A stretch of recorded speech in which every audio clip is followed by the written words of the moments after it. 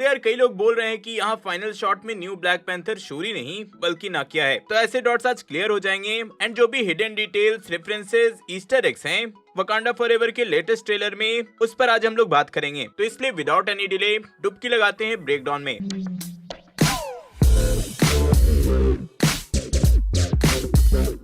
सबसे पहले तो ट्रेलर में जो बैकग्राउंड सॉन्ग यूज किया गया है वो है never forget by Sampa the Great. अब देखो मैंने भी पहले नहीं सुना था, बट एलेक्सा को म्यूजिक पहचानने बोला, वो पहचान गई। वैसे इस ट्रेलर की शुरुआत भी टिचाला के फिनरल से ही होती है, जहां हम रेमोंडा एंड शूरी को साथ में देखते हैं। यहाँ शूरी के हाथ में ब्लैक पैंथर का हेलमेट है एंड साथ ही दोनों कैरेक्टर के हाथ में आप कीमोयो बीड्स देख सकते हो। वाइब्रेनियम से बने इस बीड्स को in simple words next level का स्मार्ट वॉच कहा जा सकता है, सिंस हमने इसे ऑलरेडी कई बार एमसीयू के मूवीज में देखा है। यही हम कुछ लोगों को बैकग्राउंड में डांस करते हुए देखते हैं। एंड इसके बारे में मैंने पिछले ब्रेकडाउन में बताया था कि उधर के कुछ कल्चर्स में डेथ को एज सेलिब्रेशन भी लिया जाता है। उधर डेथ को माना जाता है कि the dead is in better place now. Coffin boys को तो सबने मीम बना दिया था, बट लिटरली उधर के कुछ कल्चर्स का ये एक पार्ट है। यहाँ हमें चैडविक बोजमैन का म्यूरल भी देखने को मिलता है, और अगर इस ट्रांसलेशन का यूज करके लिखा हुआ ट्रांसलेट करोगे तो यहाँ लिखा है the panther king forever lives in us and rest. अब आते हैं नमोर के कुछ शॉट्स पे। तो यहाँ सबसे पहले तो नमोर का हमें एक डायलॉग सुनाई देता है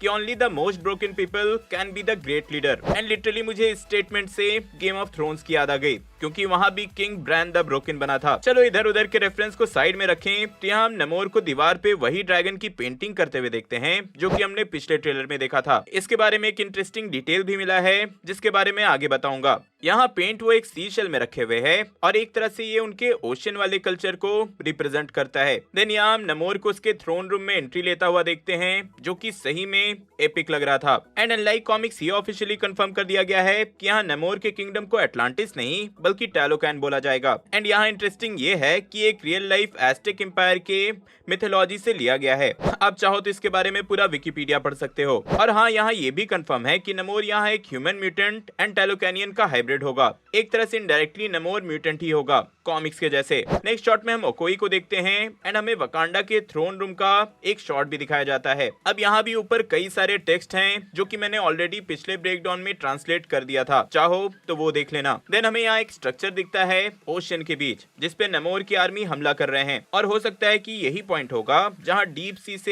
नमोर की आर्मी को लैंड पे आना पड़ेगा। और देखो रीजन ऐसा हो सकता है कि सिंस वकांडा ने वर्ल्ड के लिए अपने रिसोर्स तो अवेलेबल करा दिए हैं, बट वाइब्रेनियम अभी भी वो किसी को नहीं देते हैं, एंड इसलिए कुछ कंट्रीज इलीगल वे में वाइब्रेनियम को कैप्चर करना चाहते हैं। इसके लिए वो इस माइन के थ्रू वो डीप सी से वाइब्रेनियम ढूंढने की कोशिश कर रहे हैं, और शायद इससे नमोर के किंगडम में इशू हो रहा होगा, जिसके बाद उन्होंने इन पे अटैक कर दिया। यार मैं बस यहाँ गेस कर रहा हूँ, लिटरली मूवी में कुछ भी हो सकता है। आगे हम एम्बाकू को देखते हैं जिसके सामने डोरा मिलाजे भी हैं, और वो इनको नमोर के बारे में बता रहा होता है, विच मीन्स कि हाँ, वकांडा के कुछ लोगों को नमोर के बारे में पहले से ही पता है, स्पेशली एम्बाकू के ट्राइब को, क्योंकि फर्स्ट मूवी में ही ऑलरेडी एक्सप्लेन कर दिया गया था कि इनकी ट्राइब फिशरमैन की है। तो ऑब्वियस है कि सी के बारे में इनको तो पता होगा ही। और यहाँ एम्बाकू बताता है कि नमोर के लोग उसको किंग नहीं बुलाते हैं बल्कि कुकुल कान बुलाते हैं, जिसका मतलब है दी फेदर सर्पेंट गॉड। अब इससे भी एक बहुत मेजर डिटेल रिवील होता है। पहले तो ये भी एस्टेक मिथोलॉजी से है, जिसके अकॉर्डिंग कुकुल कान नाम का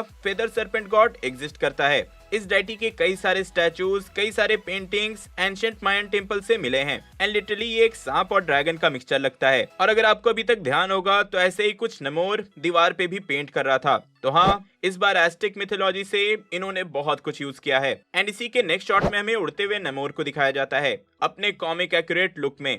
हाँ, इन्होंने ट्राइडेंट की जगह स्पीयर का यूज किया है, बट यार मैं एक्सपेक्ट नहीं किया था कि ये लोग इसको कॉमिक एक्यूरेट पंख दे देंगे। हाँ, कॉमिक्स में भी नमोर के पैर पे ऐसी फेदर थे, बट लिटरली मुझे लग रहा था कि लाइव एक्शन में इसे बिलीवेबल दिखाना इम्पॉसिबल है। बट यार जितने भी शॉट्स उसके उड़ते हुए दिखाए गए हैं वो सही में बिलीवेबल लगते हैं। यहाँ हमें अगेन एक वकांडन लैब में कुछ सोल्जर्स एंट्री करते हुए दिखते हैं, एंड जैसा मैंने पहले ही बताया कि मोस्टली दूसरे कुछ कंट्रीज ऐसा वाइब्रेनियम पे कब्जा करने के लिए कर रहे हैं। जब वकांडा सबसे वीक है तो उसी पॉइंट पे ये लोग अटैक कर रहे हैं। टेंशन न लो, डोरा मिलाजे इनको पेल देंगी। देन आता है ये वाला शॉट जहां हम रेमोंडा एंड रिरी विलियम्स को साथ में देखते हैं, बट इफ रिफ्लेक्शन पे ध्यान दोगे तो नमोर यहाँ उन पे अटैक करने वाला है। नेक्स्ट शॉट में हम नमोर और रेमोंडा को मिलते हुए देखते हैं, और जहां तक मुझे लगता है कि भाई नमोर अपनी आर्मी के साथ वकांडा पे बस किसी मिसअंडरस्टैंडिंग के चलते अटैक कर रहा है, क्योंकि कॉमिक्स में ये character mostly hero and anti hero के बीच रहा है, जो कि बस अपने किंगडम की भलाई देखना चाहता है, और चाहे इसके लिए उसको कुछ भी करना पड़े। वैसे कुछ रूमर्स ऐसे भी हैं कि नमोर और वकांडा की लड़ाई के पीछे